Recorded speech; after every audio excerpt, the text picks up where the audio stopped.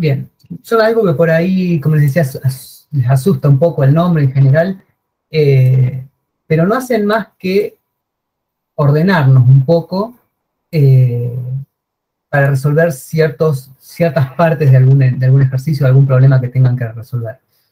Eh, Primero que nada, vamos a ver qué es un patrón en general. ¿Qué entienden ustedes por un patrón? Es algo que se repite, ¿sí? Y que lo observo en diferentes contextos con alguna misma, con ciertas características similares, ¿sí? Ahí tenemos, por ejemplo, diferentes patrones de colores y formas, y bueno, tenemos patrones por todos lados, ¿sí? La idea que hacen los patrones de diseño de software es tomar la idea de esto, ver en un conjunto de diseños cosas que se repiten o que resuelven un determinado problema de una forma eficiente o bien orientado a objetos, y darles una forma un poquito más abstracta para que después yo pueda instanciarlo con otro problema similar, ¿sí? Y tenga ya una solución buena. La idea es esa, es observar diseños buenos a diferentes problemas que pueda abstraer de una forma común. A eso le doy un nombre y después yo instancio ese patrón en otros contextos y ya sé que voy a tener una solución que va a funcionar bien, que va a estar bien orientada a objetos. Normalmente para no andar reinventando la rueda, ¿sí? Si ya hay una solución que está aprobada que funciona para ciertos contextos, bueno, la vuelvo a utilizar. Eh, bueno, ya se habrán dado cuenta que el diseño orientado a objetos no es algo fácil. Si algo que ustedes, un código que ustedes escriban puede estar bien, puede resolver el problema que se les pide resolver, pero esa solución puede no estar orientada a objetos, ¿sí? Eh, y bueno, los diseñadores expertos, en vez de andar inventando constantemente soluciones para los problemas que van teniendo que resolver, en realidad lo que más los hace expertos es justamente la experiencia de conocer eh, problemas similares y cómo adaptar esos problemas similares a un problema nuevo. Los patrones de diseño entonces lo que hacen es buscar conjuntos de clases y objetos y ver cómo se relacionan las clases en una jerarquía de clases o objetos a nivel de comportamiento para obtener una solución que puedo adecuar a un problema nuevo similar.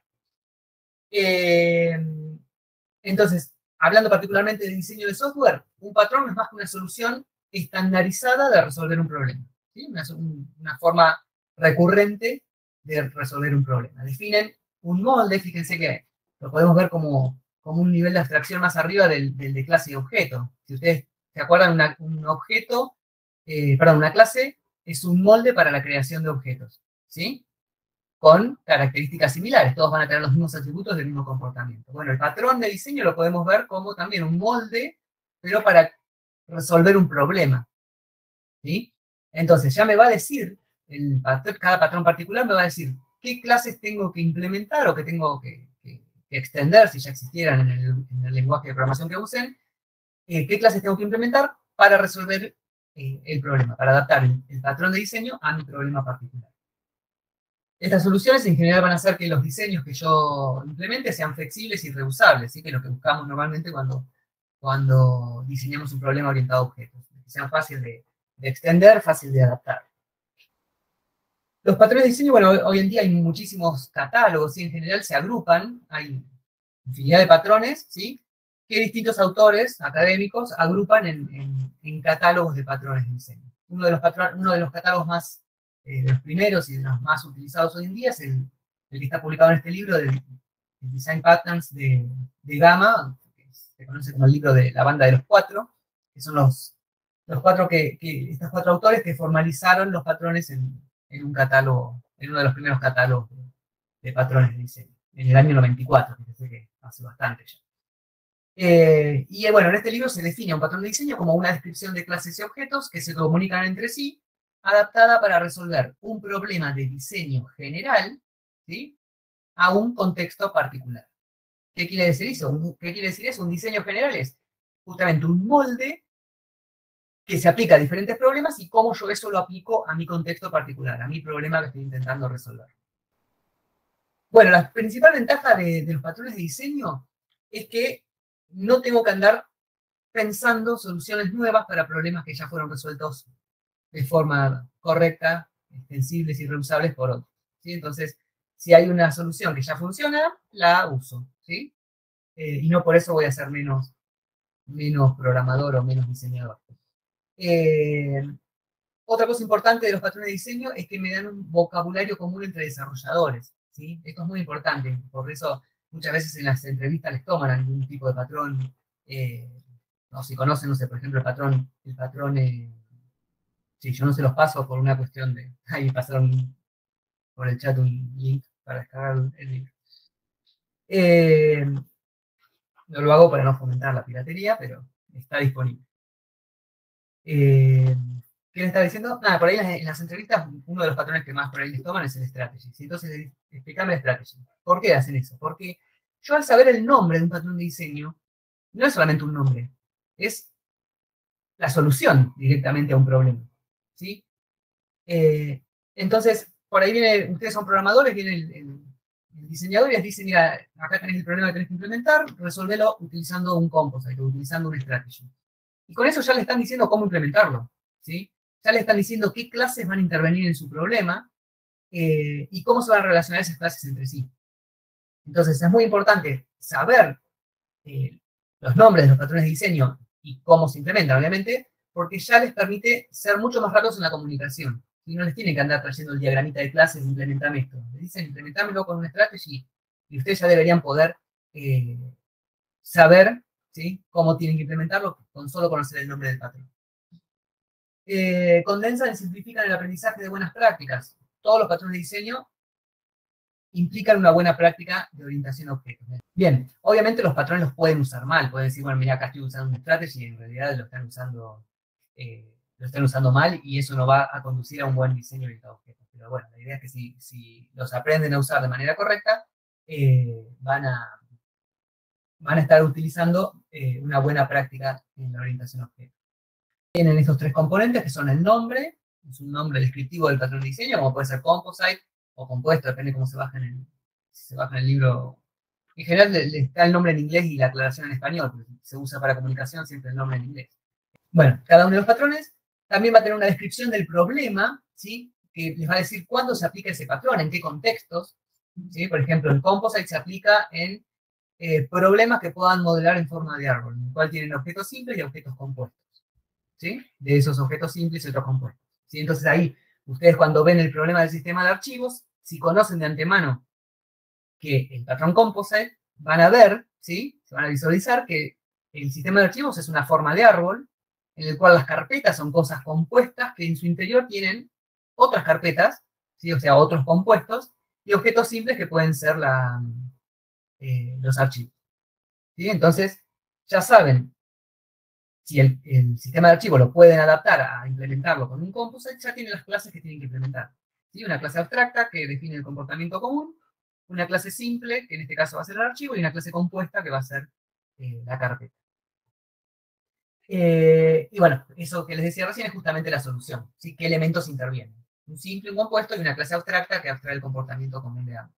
Y las relaciones, el compuesto está formado por una lista de elementos compuestos. ¿Se acuerdan cuando habíamos hecho el dibujito? Y teníamos la clase abstracta de la cual heredaba el archivo, heredaba la carpeta, ¿sí?, y acá tenían una lista de elementos compuestos. La solución en general va a tener la forma de un diagrama de clases o por ahí un diagrama de objetos o de llamado de mensajes, si lo que interesa por ahí no es tanto el diagrama de clases, sino cómo se comunican los objetos entre sí. Hay por ahí algunos patrones que se centran más en el objeto que en las clases, ¿no? Bueno, y ahora sí, pasando ya a los patrones de diseño propiamente dicho, los que son los patrones de catálogo. En este libro de Gama que les mostré antes, todos los patrones que se presentan se dividen en tres categorías, ¿sí?, de acuerdo a qué es lo que están modelando con ese patrón, para qué les van a servir ese conjunto de patrones.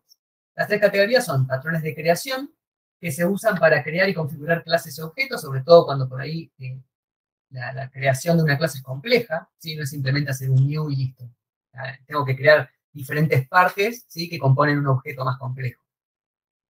Patrones de estructura que se usan para desacoplar las interfaces e implementar clases y objetos, creando grupos y objetos con determinadas características, ¿sí? Por ejemplo, el patrón Composite, que es un patrón de estructura, ¿sí?, en el cual ustedes les va a permitir crear objetos simples o complejos y manejarlos de manera uniforme entre sí. En el cliente, ¿no? En la clase que use esos objetos. Y los que son por ahí más son los patrones de comportamiento, que se fijan más en cómo los objetos interactúan entre sí para dar una solución flexible, un diseño flexible al problema que están modelando.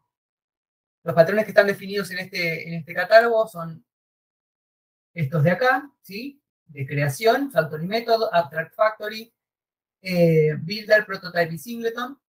¿Se combinan los patrones? Sí, obviamente. En diseños más complejos se combinan. Nosotros los vamos a ir viendo aislados, ¿sí?, para que se entienda bien el concepto que apunta a cada uno, pero después, obviamente, en una solución, en un problema más complejo, no vas a tener un solo patrón que aplicar, ¿sí? Para cada partecita van a poder aplicar algún patrón determinado. Y los patrones interactúan entre sí. Incluso si ustedes miran en el libro al final de cada patrón les dice con qué patrones son similares o con qué patrones pueden colaborar. El libro usa la palabra colaborar, ¿sí? Por ejemplo, el Composite, como es una estructura compleja, por ahí colabora con un builder que es el encargado de crear esa estructura, ¿sí? El builder les permite eso, crear objetos complejos. Entonces, por ahí hay una relación entre el builder y el Composite, ¿sí?, que podrían interactuar en algún diseño o no. Si no, puede ser que tengan uno aislado del otro. Pero el libro ya les da una idea de por ahí, si estás aplicando este patrón, bueno, fíjate si no está este también en el diseño, ¿sí? Es probable que tengan, que aparezcan juntos. Pero bueno, no es una regla, obviamente eso. Después de los estructurales, el adapter, que lo que hace es adaptar interfaces, una interfaz a otra. El bridge, que permite separar lo que es la abstracción de lo que es la implementación de también, todos estos son para cuando ustedes manejan objetos por ahí complejos. Bueno, y en cuanto a los de comportamiento, son por ahí los más variados, pero también apuntan a algo particular. Por ejemplo, no lo vemos, pero es muy, muy particular de lo que son por ahí compiladores o lenguajes de programación, que no es que lo puedan replicar en otros problemas más generales. Fíjense que ya lo están usando ustedes sin saber que es un patrón, un método template, ¿sí? Acá está planteado como un patrón de diseño y es algo que ustedes ya usan.